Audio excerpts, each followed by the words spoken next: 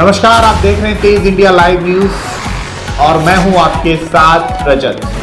आइए दिखाते हैं दिन भर की कुछ खास छोटी और बड़ी खबरें।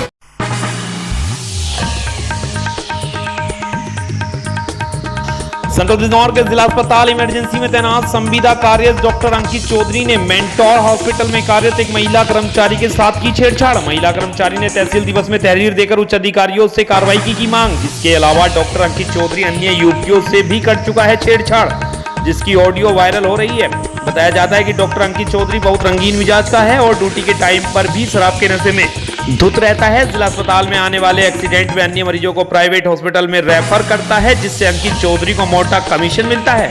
उनका अपनी पत्नी से भी विवाद चल रहा है, जिसमें उनकी पत्नी राधिका ने 23 मई को उनके खिलाफ मारपीट अन्य धाराओं में मुकदमा दर्ज कराया है। बिजनौर से हमारे संवाददाता फहीम की रिपोर्ट। भाई ये मेंटोर हॉस्पिटल में डॉक्टर अंकित चौधरी है, एक उसका चैम्बर है। अब मैं आपको उसका चैम्बर दिखाती हूँ। एक डॉक्टर का चैम्बर में क्या क्या चीज़ें होती है और यहाँ क्या क्या चीज़ें मिल रही है। देखिए, एक नंबर का नशेड़ी और बहुत ही बदतमीज डॉक्टर है। यहाँ पे देखिए दारू,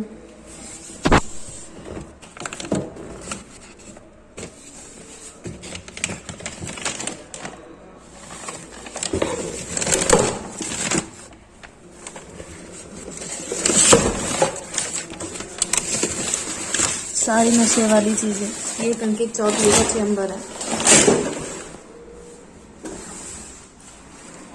सब कुछ करिए, बट मैं पैसे के लिए नहीं, जो मेरे साथ गलत हो रहा है मैं उसके लिए कर रही हूँ। अब तक कितनी लड़कियों के साथ इन्होंने मेरी जो मेरे नॉलेज में है, जो 8 मई को भी उस टाइम पे एक लड़की को शादी के लिए फंसा रहे थे। जब इन्होंने डाइवोर्स का केस पिछले साल डाला था, उस लड़की को भी मैंने अपना शादी का सर्टिफिकेट वगैरह सब कुछ शो किया था, तभी उसने एक्सेप्ट किया कि हाँ ऐसा हुआ है। उसके बाद में वो लड़की को जब सच्चाई पता चल गई तो वो पीछे हट गई थी। उस टाइम पे भी ये 3 लड़कियों के साथ में मैंने पकड़े थे और इस टाइम पे भी 2 लड़कियों को स्टाफ में परेशान कर रहे हैं और तीसरी के साथ रह रहे हैं। अभी यही चाहती हूँ कि पुलिस एक्शन ले इस चीज़ पे कि 23 तारीख को मैं बार बार कह रही हूँ, रिकॉर्डिंग क्यों नहीं मिल पा रही है हॉस्पिटल से। उसने मुझे गला दबा करके मारने की, शिवानी और वो दोनों मुझे मारना चाहते थे कि या तो तुम डाइवोर्स दे दो, नहीं तो हम तुम्हें जान से मार देंगे। उस दिन मैं बच के निकली, तो निकलते समय भी उसने मुझे धमकी दी कि मैं तुझे बंदूक से उड़ा दूंगा या तो चुपचाप बैठ जा। बट मैं लगातार पुलिस थाने के चक्कर काट रही हूँ, एसपी ऑफिस के चक्कर काट रही हूँ, लेकिन मुझे बार बार ये कि मेडिकल आपका वीक है। मेडिकल में हॉस्पिटल गई थी क्योंकि इमरजेंसी में जॉब करते हैं, तो मेरा मेडिकल भी सही से नहीं करवा पाए। सर, मैं मेंटोर हॉस्पिटल में जॉब करती थी। 27 मार्च को मैंने जो है वहाँ पे ज्वाइनिंग की थी, ठीक है।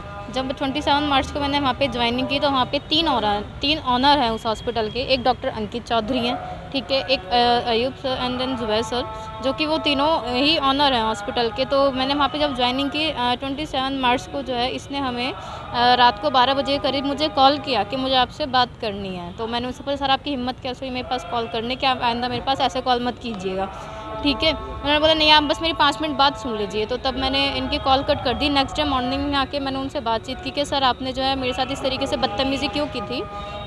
राइट में जो है मतलब आपने मेरे पास जो है कॉल करके आप मुझे इस तरीके की लड़की मत समझिए जिस तरीके के आप मतलब बदल रहते हैं। आइंदा अगर मुझे किसी और डॉक्टर का कभी काम होगा वो बोल सकते हैं, आपका मेरा कोई काम नहीं हो, तो आप मेरे से प्लीज़ बात मत कीजिएगा। तो उसके बाद जो है सर उसने एक बारी मेरा हाथ पकड़ने की कोशिश की। जब मैंने उसका एक बार हाथ झटकने के बाद जो है उसने गाली गुआ की, बदतमीज़ी की। तब मैंने थाने में तहरीर दी थी। जब मैंने थाने में तहरीर दी तब जो है कुछ सर उसने माफ़ी मांगी, कुछ वो बोला कि हम कर लेंगे, ऐसे कर लेंगे, वैसे कर लेंगे। तो सर उसके बाद जो है उस पर ज़्यादा कोई एक्शन नहीं हुआ, ना ही हमारा कोई समझौता हुआ था। तो हम सर चुप होके बैठ गए। उसके बाद सेकंड टाइम जो है सर इसने फिर दोबारा ऐसी बदतमीज़ी की। फिर बोलने लगे कि क्या नाम आप ऐसे कर लीजिए या वैसे, हमारी सैलरी बढ़ाने की बात करने लगा वो। फिर उसके बाद उसने फिर दोबारा हाथ पकड़ने की कोशिश की। डिस्ट्रिक्ट हॉस्पिटल में मेरी एक कज़िन थी, उसका एब्डोमिनल सिटी होना था, वहाँ पे जो है इसने मेरे पीछे आया मेरी स्कूटी तक। फिर दोबारा इसने मेरी हाथ पकड़ने की कोशिश की। वहाँ मैंने फिर दोबारा तहरीर दी, उस पर भी बातचीत नहीं हुई। यहाँ तक कि उसने हमारी सैलरी भी आधी दी, पूरी कंप्लीट नहीं दी। उसके बाद अभी कल की बात है, कल शाम के करीब लगभग 6 साढ़े 6 बजे के समथिंग वो जो है अपने साथ 18 से 20 लड़के लेके आया और मेरे साथ वहाँ पे रूम पे बहुत ज़्यादा बदतमीज़ी की कि तू मेरे साथ तहरीर क्यों दे रही है, ये क्यों कर रही है, मुझे परेशान मत कर वरना मैं तुझे मरवा दूँगा या मैं तुझे मार दूँगा। बहुत सारे लड़के लेके वहाँ पे इस तरीके से आया। अब मैंने दोबारा वहाँ पे तहरीर दी थाने में जब मैंने आज 3rd टाइम तहरीर दी, उसी पर उससे बातचीत हुई तो पुलिस वालों ने उसको शाम तो बुलाया नहीं था। नेक्स्ट डे उसको आज दोपहर के 2 बजे के करीब उसको बुलाया। जब हम लोगों ने वहाँ बातचीत की तो उसने बोला ठीक है जो करना है मुकदमा आप कर दो, मेरा कोई वैसे भी कुछ नहीं बिगाड़ सकता है। पर लेकिन ये उसका काम है लड़कियों को फंसाना, लड़कियों को अपने झांसे में लेने के बाद जो है उनसे उल्टा पैसे लेता है, पैसा लेने के बाद जो है उन्हीं के पैसों पे ऐश कराता है, फिर उनको छोड़ देता है। पता नहीं ऐसे उसने कितनी लड़कियों की ज़िंदगी ख़राब कर दी है। मेरे हॉस्पिटल में एक रिसेप्शन पे लड़की थी, उसके साथ भी उसने यही सेम चीज़ की कि तुम मेरे साथ आ जाओ, मैं तुम्हें जो है पढ़ा दूँगा, मैं तुम्हें आगे पढ़ाई करा दूँगा। वो लड़की बेचारी बहुत गरीब घर से है, वो बहुत मजबूरी में जॉब करने के लिए निकली थी, पर लेकिन वो बहुत डरी हुई है इसी वजह से।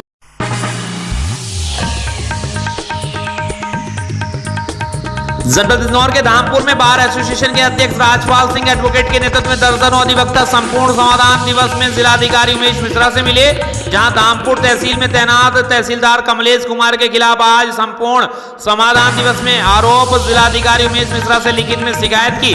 दाखिल खारिज की विवादित बात राजस्व संहिता में प्रदत्त कानून के अनुसार निर्धारित समय अवधि में जिन बातों में मनवा के धन मिल जाता है उनमें दाखिल खारिज कर दिया जाता है, जिनमें धन नहीं मिलता वह बात साक्ष्य नहीं अभाव में निरस्त कर दिए जाते हैं, जबकि ऐसे बातों में कोई आपत्ति नहीं होती।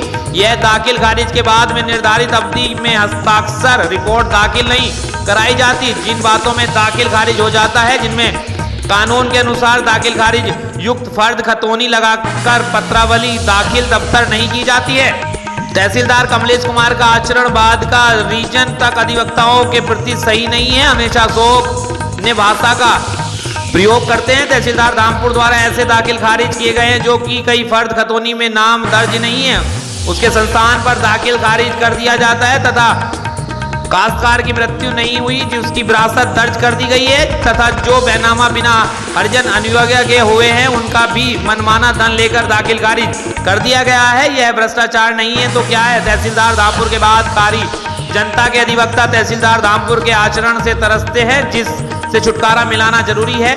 ज्ञापन देने वालों में जितेंद्र कुमार एडवोकेट, संजीव कुमार एडवोकेट, जफर अहमद, अनुराग चौहान, विपिन चौहान, राजीव कुमार, धीरेन्द्र कुमार, सुरेंद्र कुमार, तारा सिंह, सुभाष चंद, नरेंद्र कुमार, आलोक दीपचंद एडवोकेट, विनोद सैनी एडवोकेट आदि लोग रहे मौजूद। धामपुर से हमारे संवाददाता मुकेश कुमार की रिपोर्ट। तहसीलदार धामपुर श्री कमलेश कुमार जब से धामपुर तहसील में तैनात हुए हैं बिना धन के कोई काम नहीं कर रहे हैं। दाखिल खारिज के अविवादित बाद बिना किसी कारण के निरस्त किए जा रहे हैं। कोई भी काम कराने के लिए जाओ धन के अभाव में नहीं करते हैं, मनमाना धन मिल जाता है तो कार्य कर देते हैं, जिसकी शिकायत हमने पूर्व में भी सीडीओ साहब, एडीएम साहब और बोर्ड ऑफ रेवेन्यू को की, जिसमें जांच आखिया डीएम साहब को एसडीएम साहब ने भेज दी है। और आज भी हम उनको जो ज्ञापन देकर के आए हैं उसमें उन्होंने जो बिंदु हमने लिखे थे उसका साक्ष्य मांगा है, वो साक्ष्य उन्हें दे दिया जा रहा है। अब जो भी आदेश डीएम साहब करेंगे, क्या आश्वासन दिया डीएम साहब ने?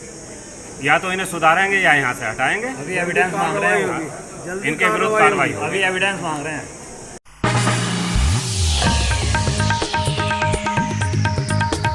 जनपद बिजनौर के भूतपुरी से ठाकुरद्वारा मार्ग पर सवारियों को लेकर जा रही डगामार बस का टायर फटने से बस का चालक नियंत्रण खो बैठा, जिससे बस असंतुलित होकर सड़क किनारे खाई में जा गिरी, जिसमें बस के अंदर से चीख पुकार की आवाज सुनकर खेत में काम कर रहे किसान तथा राहगीरों ने बस के अंदर से घायलों को बाहर निकालकर 108 की मदद से अस्पताल में भर्ती कराया, जहाँ घटना की सूचना मिलते ही सीओ तथा थानाध्यक्ष मनोज कुमार मौके पर पहुंचे, घटना का स्थान जायजा लिया। भूतपुरी से हमारे संवाददाता ब्रजेश कश्यप की रिपोर्ट।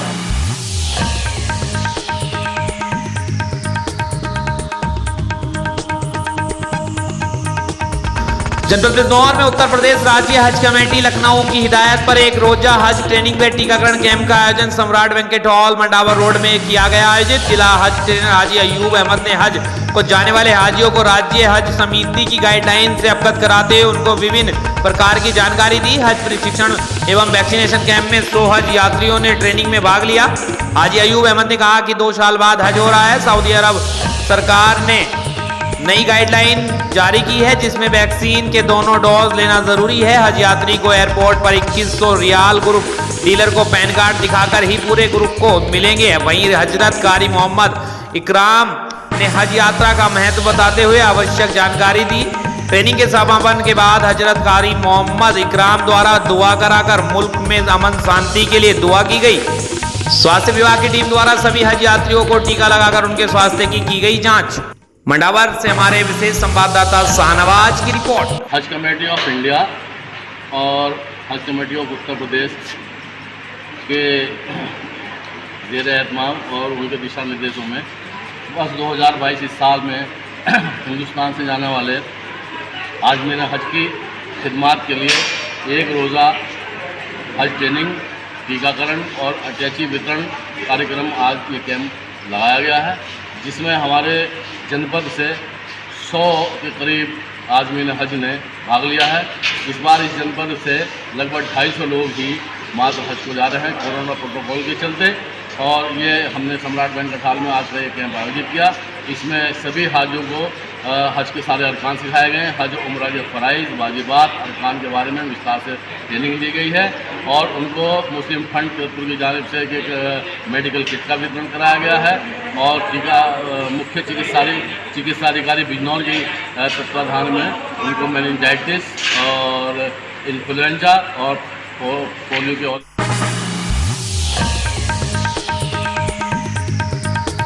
उत्तर प्रदेश के जनपद मुजफ्फरनगर में एसपी सिटी अर्पित विजयवर्गीय द्वारा एवं सीओ नई मंडी हिमांशी गौरव, थाना नई मंडी एसएचओ पंकज पंत पुलिस बल के साथ यातायात एवं सुरक्षा व्यवस्था सुदृढ़ रखने हेतु थाना क्षेत्र में संवेदनशील स्थान, मुख्य चौराहा, बाजार आदि में पैदल गश्त करते हुए स्थानीय लोगों को सुरक्षा का एहसास कराया। दरअसल आपको बता दें, एसपी सिटी अर्पित विजयवर्गीय द्वारा थाना क्षेत्र में पैदल फ्लैग मार्च निकाला गया जिसमें आमजन को सुरक्षा एवं व्यवस्था का एहसास कराया। मुजफ्फरनगर से हमारे संवाददाता निशार मलिक की रिपोर्ट।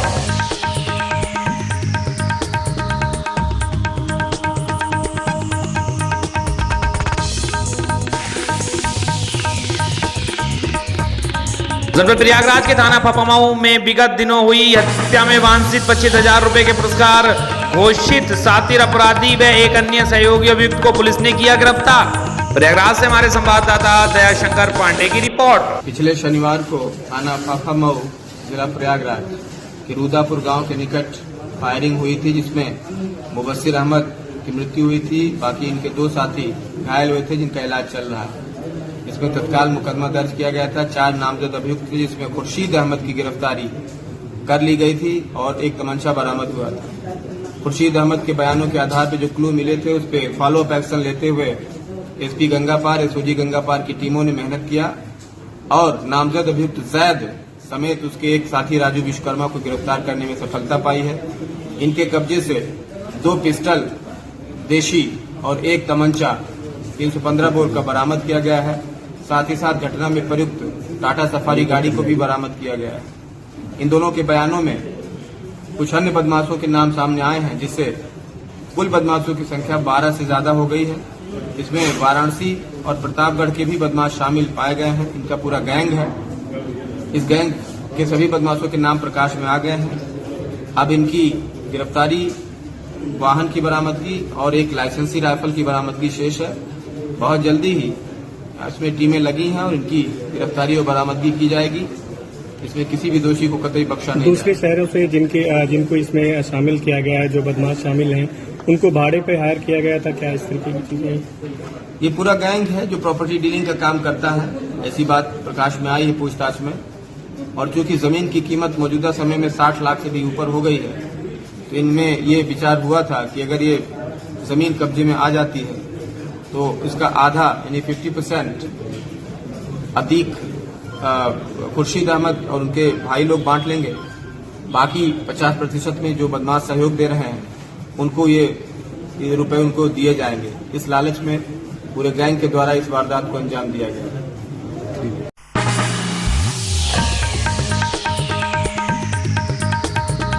उत्तर प्रदेश के जनपद बांदा में ननियाल जा रहे युवक को दबंगों ने सरेआम मारी गोली। बताया जा रहा है कि गोली मारने वाले दबंगों के परिवार की 2 दिन पहले हुई थी लड़की लापता, जिसकी शंका के आधार पर इन्हें लगा कि ले जाने वाले लोगों को युवक जानता है, जिस कारण उन्होंने नाना को लेकर ननियाल जा रहे युवक को सरेआम गोली मार दी, जिसको अस्पताल में भर्ती कराया गया है, जहां ट्रॉमा सेंटर रेफर कर दिया गया है। सूचना पर पहुंची पुलिस मामले की जांच पड़ताल में जुट गई है। गोली मारने वाले दबंग फिलहाल अभी फरार बताए जा रहे हैं। मामला बेबरू थाना के तराया गांव का है।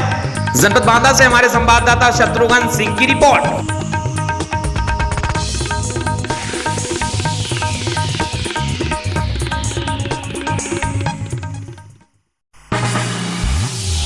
उत्तराखंड के जनपद हरिद्वार के गत 26 मई की रात्रि कोतवाली रानीपुर क्षेत्र अंतर्गत शिवाली नगर गश्त के दौरान चेतक ड्यूटी में तैनात पुलिस कर्मियों पर हुए हमले का एसएसपी हरिद्वार ने किया खुलासा। प्राप्त जानकारी के अनुसार 26 मई की रात्रि को शिवाली नगर में देर रात्रि गश्त करते समय पुलिस को 2 संदिग्ध व्यक्ति दिखाई दिए। उन्होंने रोकने का प्रयास किया। दोनों ने उल्टा पुलिस पर विजयपाल कांस्टेबल प्रीतम पाल पर जानलेवा हमला कर मौके से फरार हो गए। जब वो संदिग्ध अभियुक्तों गणों को ड्यूटीरत पुलिस कर्मचारीगण द्वारा अपराध करते वक्त संदिग्ध अवस्था में पकड़ा गया था। हमलावर बदमाश पुलिस कर्मचारियों से अपने सह अपराधियों को भी छुड़ाकर ले गए थे एवं ड्यूटीरत पुलिस कर्मचारी गणों पर जानलेवा हमला कर गंभीर चोट पहुंचाई थी, जिसमें कांस्टेबल 252 प्रीतम पाल को बाईं आंख में गंभीर चोट आई थी। चोट की प्रकृति इतनी गंभीर थी कि इलाज के दौरान भी आरक्षी उपरोक्त की आंख को बचाया नहीं जा सका, जिसको लेकर आज एसएसपी हरिद्वार द्वारा पूरे मामले का खुलासा कर अपराधियों को पकड़ा गया है। हरिद्वार से हमारे संवाददाता रणविजय सिंह की रिपोर्ट। जैसा कि आप जानते हैं कि पिछले कुछ दिनों में जो सिडकुल रानीपुर कनखल इस क्षेत्र में काफ़ी चोरियां हुई थी और काफ़ी इसमें कुछ मामलों में काफ़ी संपत्ति की चोरी हुई थी।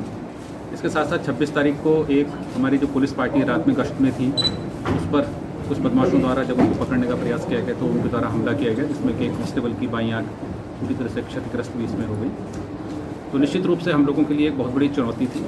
इसके लिए कई टीमों का गठन किया गया, जिनको मध्य प्रदेश, गुजरात, उत्तर प्रदेश, दिल्ली इन स्थानों पर भेजा गया और पता रसी, सुराग रसी और जो हमारे पास अन्य स्रोत हमारे पास थे और अन्य सूत्र हमारे पास थे, उनसे ये ज्ञात हुआ कि इसमें एक पारदी गिरोह सक्रिय है। लगातार हमारी टीम को चेज कर रही थी और अंततः पंतद्वीप में इसके 5 सदस्य हमने कल पकड़े हैं, जिनसे कि 6 घटनाओं का अभी तक खुलासा हुआ है। करीब 25 लाख के सामान की बरामदगी हुई है, जो कि आपके सामने यहाँ पर रखा हुआ है।